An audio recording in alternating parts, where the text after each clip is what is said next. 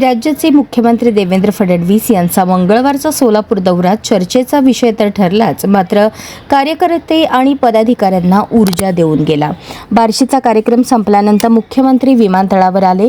हरिभाई देवकरण प्रशालेच्या मैदानाकडे कार्यक्रमासाठी येत असताना वाटेत आमदार सुभाष देशमुख यांनी त्यांना चहाचे निमंत्रण दिले. ते स्वीकारून मुख्यमंत्री फडणवीस दुपारच्या वेळेस बापूंच्या निवासस्थानी गेले. तिथे कुटुंबाने औक्षण करून त्यांचे स्वागत केले. त्यानंतर फडणवीस, सुभाष देशमुख, मनीष देशमुख आणि रोहन देशमुख यांनी चहा घेत बंद दाराआड बराच वेळ चर्चा केली.